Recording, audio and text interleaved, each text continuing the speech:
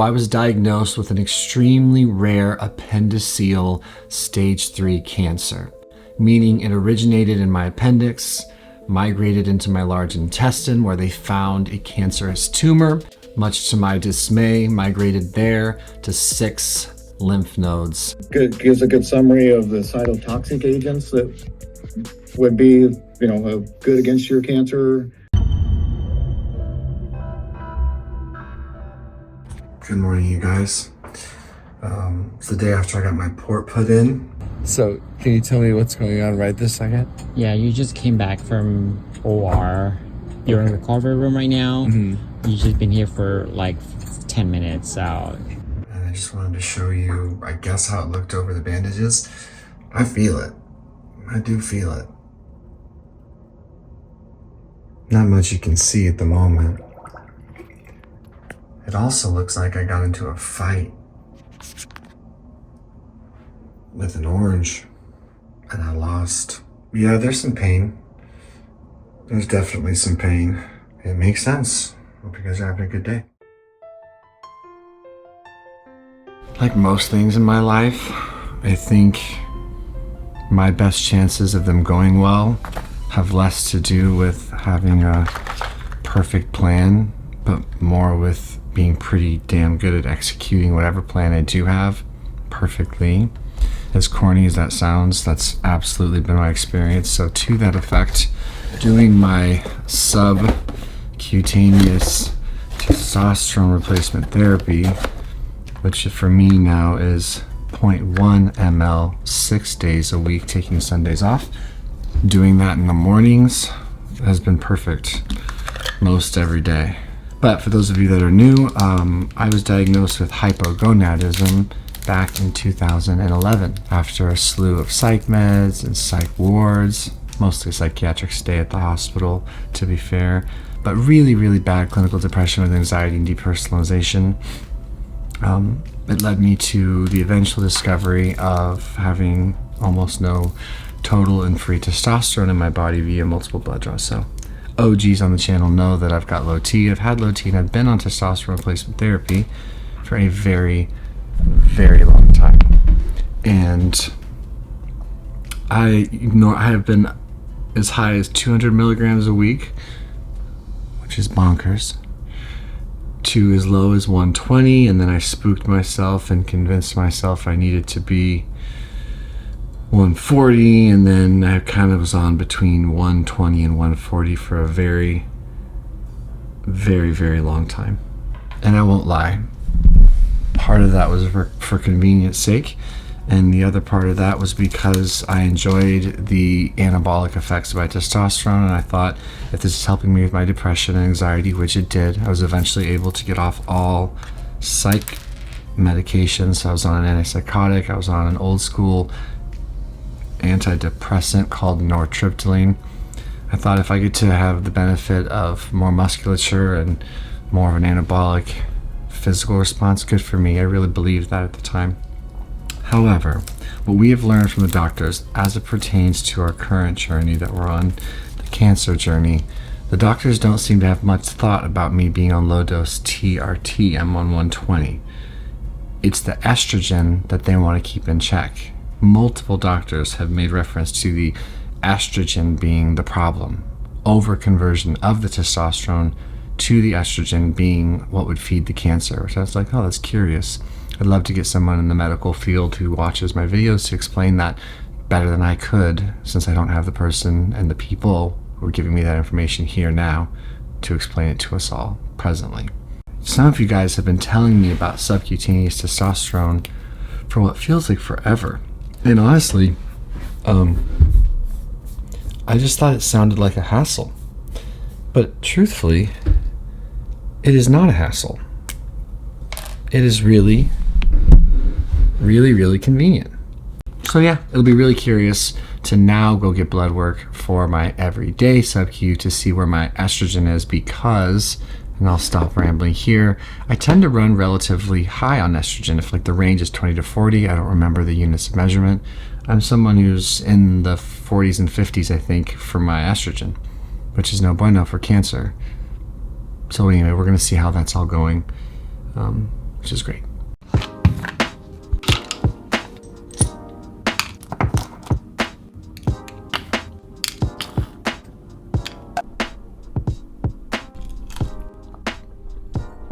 Animal. So the port is sore, like for sure. I feel it. But my throat is probably more sore as far as how it's impacting me. It's like instantly having a sore throat due to being intubated, which I get, but shout out to not having a sore throat. Glad ibuprofen's a real thing. I will try not to dip into my leftover oxys. Things are okay. I got my port in yesterday. I start the insulin potentiated chemo and all my regimen with Dr. Schallenberger. We leave Saturday, so. Wonderful. I love him. He's, that's great. How long are you to stay down there? 3 weeks. Is he using the RGCC results? Yep. He chose my chemotherapy agents based on the two most sensitive results from the RGCC. Some people call it the Greek test, and what they do is they do a blood sample, which y'all can do up there, and then you send it in. The way they do the test, they measure circulating tumor cells, and then they come up with agents that, effectively,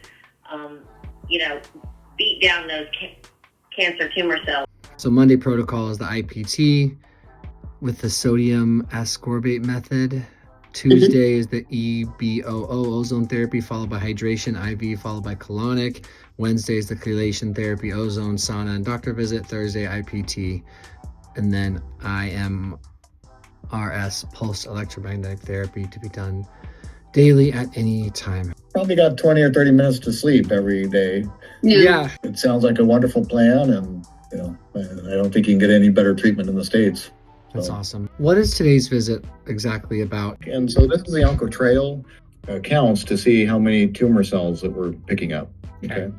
And so for your blood, it picked up 2.4 circulating tumor cells per ml. And then what it does with this is it looks at some markers on it and determines basically this NANOG, OKT, SOX, and the CD133. These are markers of the stem cellness, or they call it the stemness. So when we're doing therapy, we're, trying to kill those cancer stem cells because they're the ones that are making progeny of the other tumor cells. So, the other tumor cells, probably easier to take care of and we can knock them down, but we definitely want to make sure that we're knocking down the percentage of stem cells too.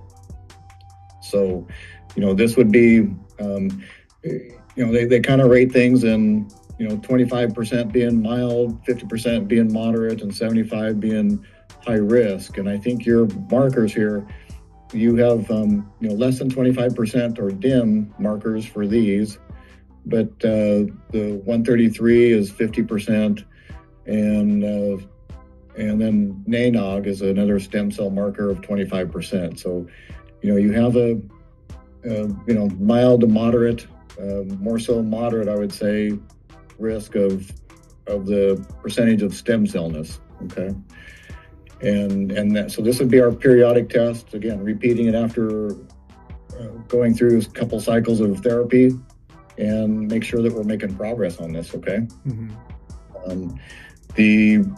The stem cell or the tumor cell count can't really be compared from patient to patient. So, this is your level, and we want to knock this down to being 1 or less, and then we would consider that to be in remission. And then certainly if we can knock down the stem cellness of it too, then that would be, as close as but we would talk to about being a cure, Okay. And then going on to the onconomics,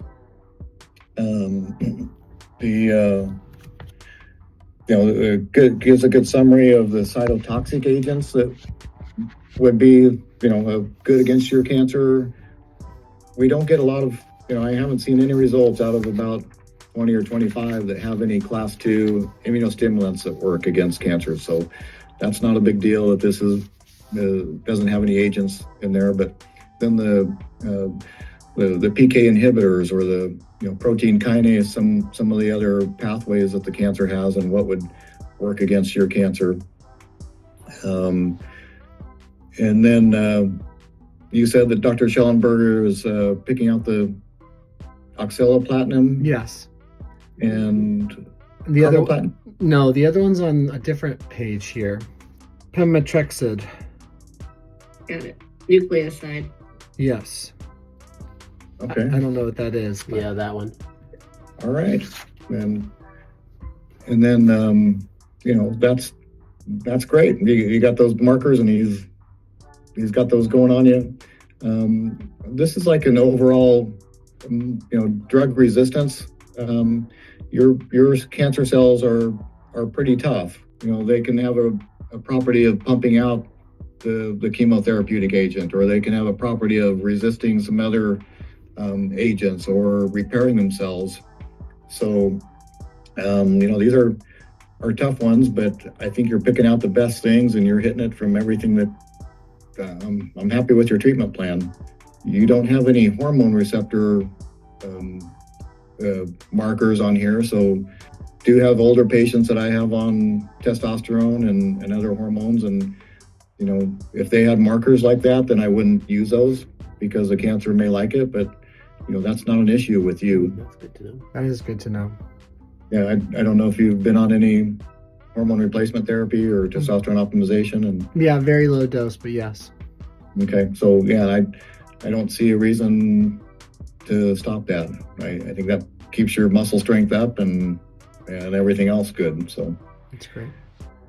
and then these are very good markers that radiation and heat the cancer cells can't repair from that. So if you're doing the high colonic and they have experience, or you want to try getting your colon temperature up to 103, this would be fantastic for it too.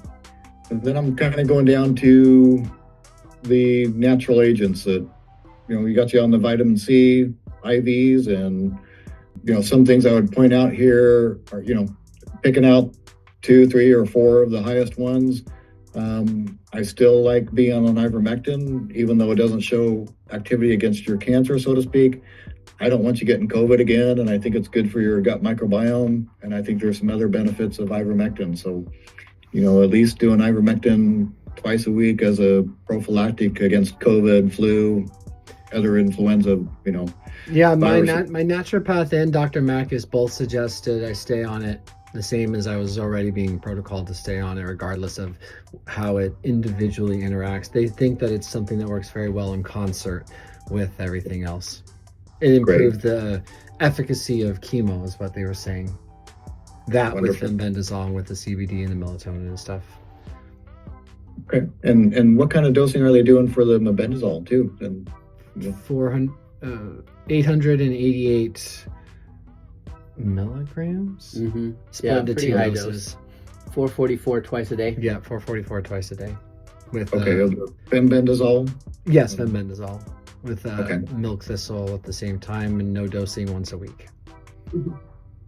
Okay, and dosing it 6 days a week with 6 1 day days out. a week. You got it. All right. And any reason that are they staying with fenbendazole rather than going to mebendazole, the FDA approved? I assume it was just ease of access for me. Okay. We did find that berberine was very good, and I think you said that you're on that, right? I don't think so. No. Okay, or metformin. Oh, he prescribed metformin. Yeah. Maybe since we got the activity of Lower blood berberine, sugar. then maybe you want to look at.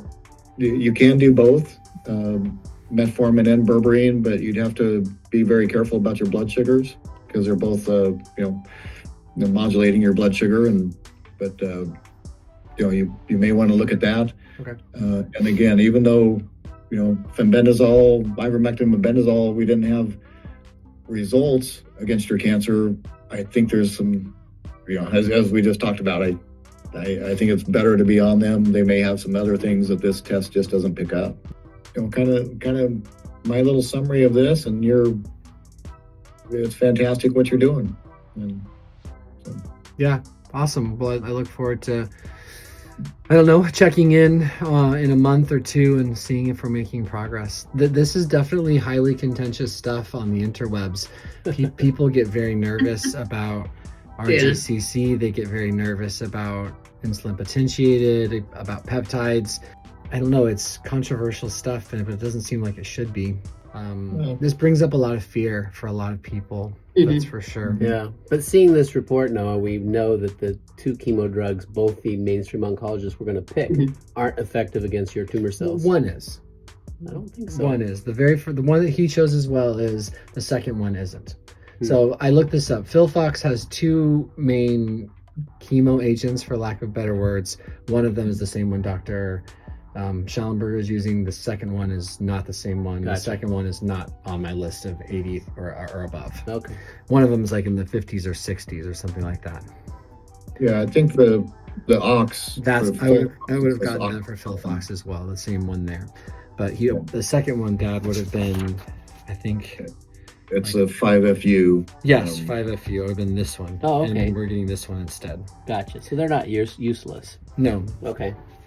But they said that they want them over 80 for what they're going for. We got to think outside the box, and I think we've been, the media has been sequestering things on everything for us. So Yeah. I appreciate you broadcasting this out too. It's a journey for everybody. Absolutely. Well, I mean, in my mind, to be honest, if this doesn't work or doesn't appear to be working, the traditional full-fledged routine regimen is waiting for me anyway. It's sitting right there waiting for me anyway. So my last CT scan came back clear, and the doctor I'm seeing down here, Dr. Blake, he pointed out that the 2.5 cells per ml isn't great, but he's had patients come in the 3s and 4s very routinely with their cancer. And I took this all to mean that with the repurposed meds and with your guys' peptides and with Dr. Schallenberger's work and with my keto and my fasting and the things I can control, I think I have a fair shot at giving this its own try before I would perhaps be compelled to do the traditional route anyway. That's sort of where my head takes me. So I got to think the Lord's leading you along this way, and this is the way to. Meg, you were saying that guys were going to make recommendations. Were those the recommendations? Goes over what you've already seen, some conventional therapies. These are some, the resistant factors. And a lot of times we want to try to bring those resistant factors down. And so with these, this is kind of what we've suggested, and you can take this to your naturopath and discuss it, whatever, to help with bringing some of those resistant factors down so that your body can accept those other therapies. Berberine, that's going to help you inhibit tumor growth, induce apoptosis, but it also helps downregulate MDR, which is that resistance factor. Biodeemulsion, these are the specific supplements that RGCC tests. So that's why I include the link, I include the dosing, because this is how they tested it and so we're just providing that information as well. So vitamin D, that's going to help, but it also helps downregulate the MRP resistance factor. The doctor we work with puts all of his cancer patients on pancreatic enzymes because it helps break that cancer cell so that it can accept therapy. It also helps the gut. So this is what he typically puts them on, and you'll work your way up to 14 capsules a day. Sometimes it may be a little bit too much for you, but it helps break that cell wall down. Butyric acid or butyrate, that's going to also help with inducing apoptosis, proliferation of cancer cells, but it also helps protect your gut. And it's going to help reduce those chemotherapy side effects. So in doing these daily therapies, we also want to help reduce, if you do the chemotherapy route, reduce those side effects because we feel that's important. Curcumin is another one that's going to help reduce the side effects, but it also helps support your liver. It's going to help with the resistance of the MDR and also suppress those pro-cancer signaling pathways. The EGCG, green tea, helps streamline the chemotherapy, but helps protect those healthy cells and inhibits the MDR activity. Resveratrol, that's going to help with regulating your P2 and COX2, which was overexpressed in your report. And then helps modulate your DNA methylation. So those are kind of some daily things that we typically recommend based off of your report. And then you've got your weekly stuff, your hyperbaric, vitamin C, ivermectin, mebendazole, all of those. And then from your report, we do a monthly rotation because we want the cancer to keep guessing. So we work on finding 2 cytotoxic agents that work well together that also work well with a PK inhibitor. So like Pau-d'Arco, frankincense, and I3C, those are all going to help with supporting detoxification. It's going to help with your hormone metabolism, immune modulating. They both have anti-inflammatory properties. Are these peptides? And, Pardon the interruption. Great anti-cancer approach. Meg, sorry to interrupt you. Are these peptides you're talking about? No. No. So these are supplements. Oh, okay. Now, Dr. Whiteside will take your report, and he typically chooses to include certain supplements in your or nutrients into your peptides. So he would probably add artisan, IP6, angiostop, quercetin, and super artemisinin. Those are the typical ones that he would attach to your peptide. So some of that might be included in these, but these would not be peptides. These are supplements. Got it. And then for my first round of based peptides, off of RGCC. Got it. And for my first round of peptides, I only got the injections. You got the basic. You got the general because we didn't have this report back. No oral. No oral. It was intramuscular and enema, because that would be best for your particular cancer. Got it. Cool. So this next monthly round, we'll take this report and he'll add some of these things to that peptide to make it more potent. Got it. And more specific to you. But this was just a monthly rotation that we typically provide people that do these reports to kind of, change it up each month to provide cytotoxic and PK inhibitors that help attack the cancer on different levels. Okay. And these complement each other each month. So month 1, we've got this round. Month 2, we've got DCA, lycopene, and pawpaw with dosing and what specific brand they tested. Agaricus is a mushroom that we've seen on every single report that we've had. That as well as the ascorbic acid. But anyway, that I just have it laid out month by month, kind of based off of your report, if this is something you can want to do and look into further. But okay. Thank you. That's what that is. And I'll attach it to your documents so you have. Yeah, interesting and helpful. Thank you. I like that. Welcome. We figure more information, the more decisions you can make. So yeah. Heavenly Father, thank you for your wonderful blessings and every minute of every day in this wonderful world that you gave us. And we expect miraculous healing for Noah and everybody around him and everybody on this earth. But just give us comfort and guide us in the right manner. Amen. Thank you guys very much. I appreciate it. thank you. I felt like yesterday I summoned the courage, and I summoned the energy, and I summoned the good attitude, and I felt positive, and I felt silly, and I felt motivated and hopeful. I was just trying to be in the right place. And I think something I've noticed is after a day like that, or maybe it's just because I just had a minor surgery, but today I feel tired. I don't feel hopeless. I just feel down. I feel fatigued. I feel nervous about everything that's coming, I'm just having kind of a down day. And I'm sore, and I think being in pain makes me more introspective about the cancer thing. But I'm trying to think of it as like, no, this is a beautiful thing. This is a good thing. This is gonna help me get treatment. This is gonna help me get better. We leave to Nevada on Saturday, and it's Wednesday. I don't know, I just feel nervous to leave home for the next few weeks. Couldn't be in a better situation though. Get to go see a wonderful doctor. get some really good treatment. I hope everything is going to be okay.